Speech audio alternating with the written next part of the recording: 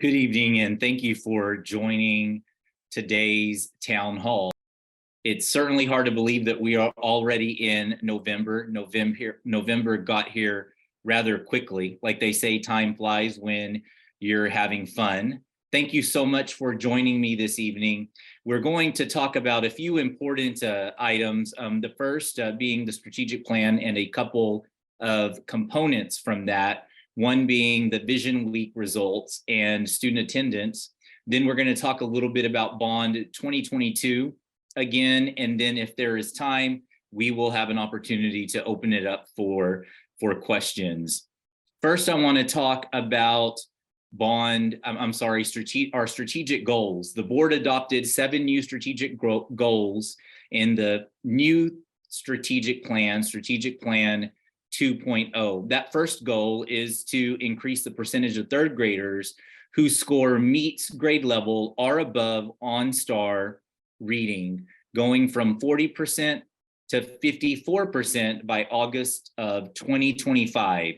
In fact, we had to adjust that goal because of the significant progress that we made this year. So we adjusted that goal to increase it. Number 2, increase the percentage of third grade students who score meets grade level or above on STAR mathematics from 35% to 49% by August of 2025. We are also looking to increase, number 3, the percentage of graduates who meet the college, career, or military readiness requirements from 39% to 73% by August of 2025. The fourth goal is that we will build a thriving learning community as indicated on a numerical score of 80 or higher on the balanced scorecard. And we're going to talk about one component of that, and that is attendance. The fifth one is that we will improve staff satisfaction as determined by the organizational health inventory. The sixth is that we will improve student, staff, parent, and community perceptions as determined by the Net Promoter Score, which we will talk about shortly as well when I mention Vision Week. The seventh is that 80% or more of Seguin ISD students will be enrolled in a campus that is rated A or B by August of 2025. And we are well on our way as over half of our campuses achieved a B or better. Our strategic goals that I just went over, we do have a visual that we have placed in various areas across the district, in our classrooms, in office areas, in common areas. And you can see that on the left-hand side of this screen in the gold section, where we have a nice visual for our community, our students, and our staff to be able to see those goals every single day. As part of our strategic plan, we have 4 specific strategic priorities that we are focused on. The first is creating future-ready students. The second is supporting and valuing our staff. The third is developing relationships with family and community and building a thriving learning community. We have 30 total performance objectives, and which are short-term measures, and we have a total of 80 strategic actions that we are going to take in order to achieve our ultimate goals. I also encourage you all to visit the strategic planning website, where we provide updates on a regular basis. On a monthly basis, we are providing our Board of Trustees progress updates on our strategic plan. Many of you will remember the school district sending out information during Vision Week 2022, where we provided an opportunity for our stakeholders to give us feedback on the work that we are doing in Seguin ISD. We did this in a very light way last school year, but this is the first year that this work is part of our new strategic plan, our strategic plan 2.0. The Vision Week connects to the Texas Education Agency's system of great schools work. The community feedback helps to inform what our schools are becoming. Currently, we have a blended learning redesign happening at both AJB and Jim Barnes. So they are in year one of being part of System of Great Schools, where we are in the first full year of the work or the implementation. Vogel Elementary School is going to be joining the System of Great Schools. This is their planning year, and they go into year one of implementation beginning next school year. Being part of System of Great Schools affords us the opportunity to collaborate with other school districts who have seen great success being part of SGS. It also provides us with additional resources and funding to be able to change the way that we teach and learn on those campuses. As this quote says, we help districts understand and deliver the schools that their families want, need, and deserve. And so we took a lot of time the year before really having conversations with the staff and the community to identify what the community really wanted to see in our middle schools. And I think we're all aware that the middle schools have struggled, and we are very confident and optimistic that we are going to see tremendous gains in our middle schools because of the redesign and the partnership that we have with the System of Great Schools. But part of that is going through Vision Week and sending out these surveys to solicit feedback from our community. We value our community's feedback and we respond to that community's feedback. And that's what we are doing this evening by sharing that feedback with you all. We had about nearly 3,700 responses to that community-wide Vision Week survey that went out back in September. That is a significant sample size where 32% of our 3rd to 5th grade students took an opportunity to participate, and 53% of our 6th through 12th grade students. Now, you may be wondering, why are we surveying our students? Because our students are our most valued customers. Our students have an opportunity by using their voice to help design how learning is going to look like in their school district. We had about 10% of those respondents who were parents or caregivers of a Seguin ISD student. And we had about 1% of parents and caregivers who are not enrolled in Seguin ISD. And you might be wondering, well, why are we getting feedback from individuals whose children are not enrolled in Seguin? Well, we want that feedback so that we can better serve our families. Perhaps they are a family that is currently attending a charter school or the private school. And so it's very important that we get that feedback as well. Just as it's important to get feedback from our community. So 4% of the respondents were from the community. So what did that feedback look like, and what are we going to do with that feedback? So this graph really gives you a great idea of what that feedback looked like. And in a year one, you really want at least 50% to be in that purple or orange. But what we ultimately are aiming for is to have most of the respondents in that purple range, where we consider those individuals, whether they're a student, a parent, or community member, as a promoter of the school district.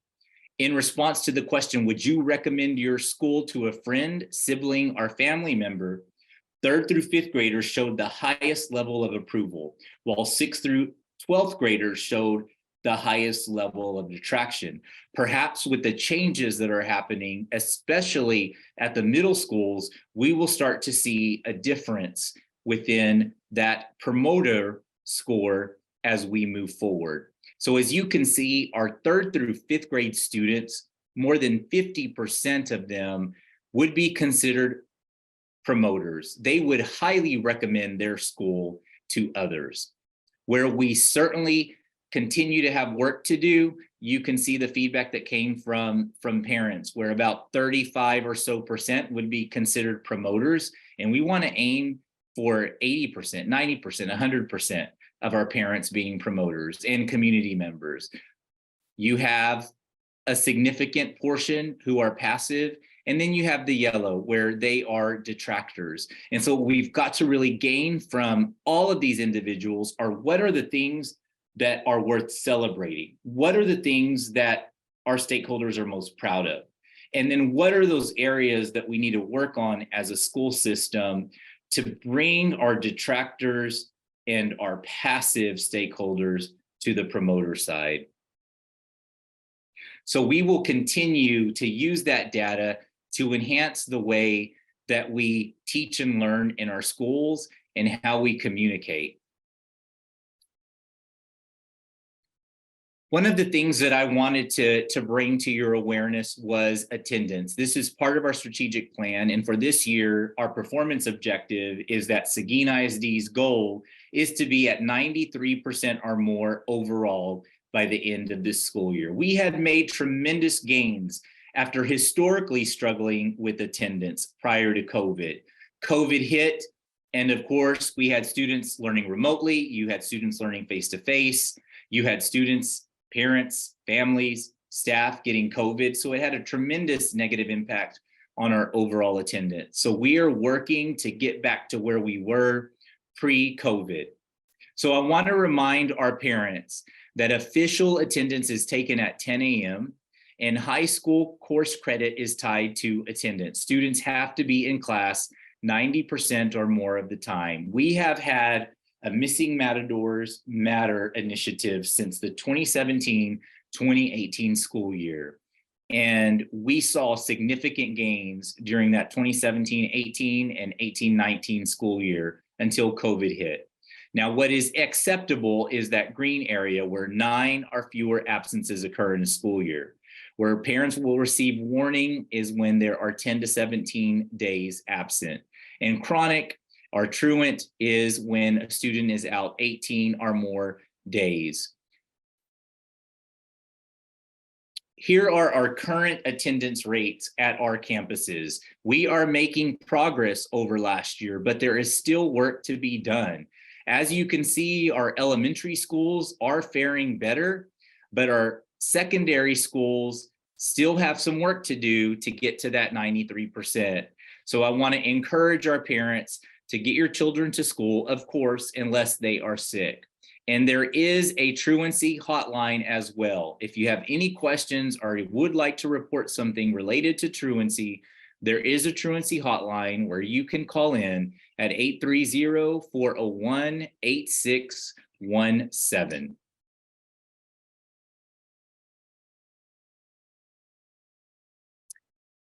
Now I'm going to go to Bond 2022. And what does Bond 2022 entail? We are looking at a bond package of nearly $140 million. The most important item of note is for safety and security, $15 million to enhance what we do to keep our students and staff safe. Safety and security would include additional cameras, perimeter fencing around all of our facilities, weapon detection, especially at secondary schools and in high traffic areas such as the stadium or the Performing Arts Center, and more. There is a list of things that we would be able to do, such as additional keyless entry points, a panic button, and so much more with that $15 million.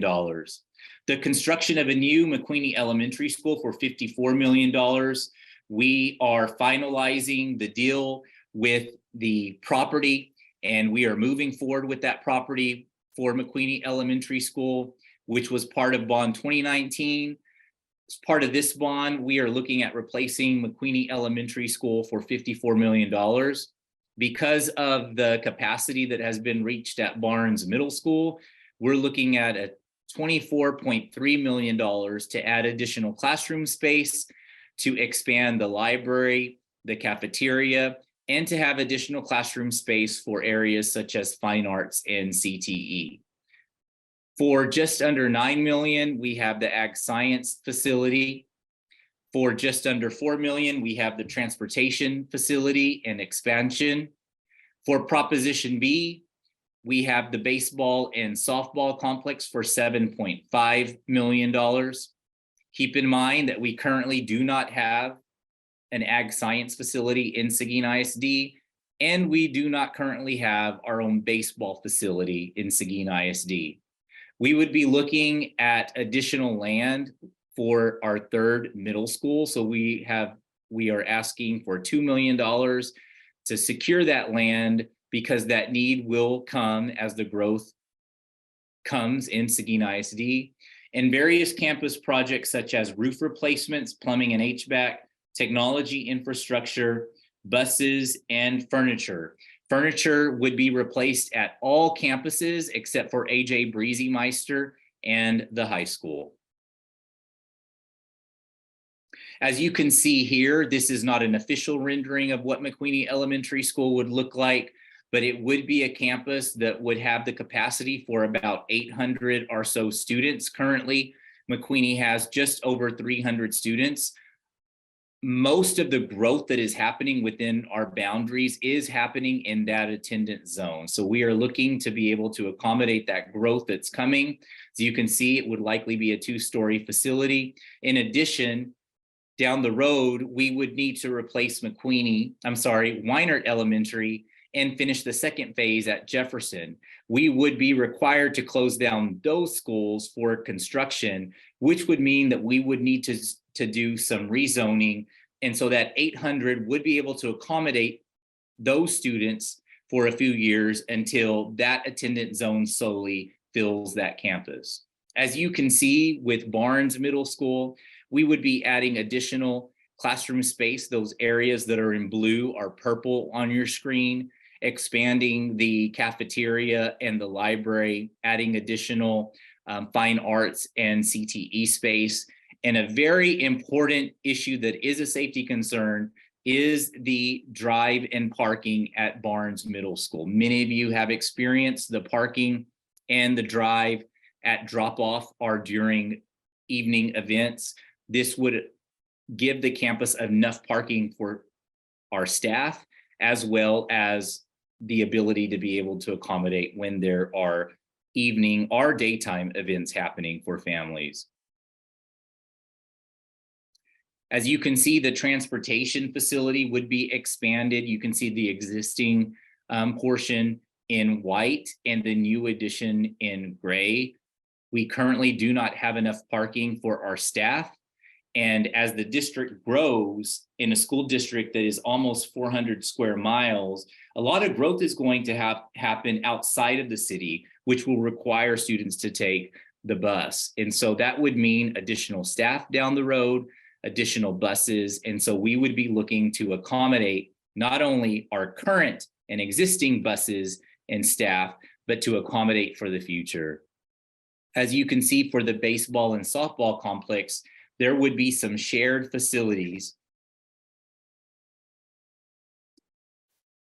shared concessions and restrooms. There would be about 1,300, we would be able to seat about 1,300 combined. As you can see, we would be able to accommodate most spectators. Right now, the challenge, whether we're playing at Smoky Joe's for baseball or softball on our current field, we are challenged with enough seating for our spectators. This would be built where our current baseball practice field is located and our current softball field there on the campus. This would afford us the opportunity to complete the entire high school package. We've got the new high school that opened in 2017. We have the new stadium, updated tennis courts. We've got the Goldie Harris gym that we are proud of. And then finally, we would be able to have our own baseball field and an updated softball field. Here, the Ag Science facility would give sufficient space to house animals and feed. Currently, that is something that we are challenged with. Fortunately, for some of our students, they are able to store their animals or feed at a friend's property, but we are challenged with the fact that some students simply just cannot participate because they do not have the space to accommodate. And for years, we have lost students who have transferred out to other school districts because they have the facilities to meet their needs.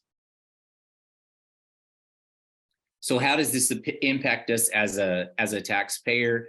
It would have an increase of 2 cents per $100 property valuation, which would mean for a $250,000 home, that would be an estimated $50 increase on your annual tax bill. The new school bonds will not impact taxes on a homestead currently receiving an over 65 exemption unless the property has been improved. Early voting is underway right now. There are various places that you can vote across the county. If you visit our bond website located at the Seguin ISD website, you will be able to find the many voting locations. Early voting goes until Friday, November 3rd. And then of course, Election Day is on Tuesday, November the 8th. The Seguin ISD administration building is one of the many early voting and Election Day polling sites. Thank you all so much for participating in this evening's town hall. At this time, I believe that we have a few minutes to take any questions that you may have. You may certainly type them in the chat. If I can, I will answer them live or in the chat directly to you. Thank you all so much for taking the time to join me this evening.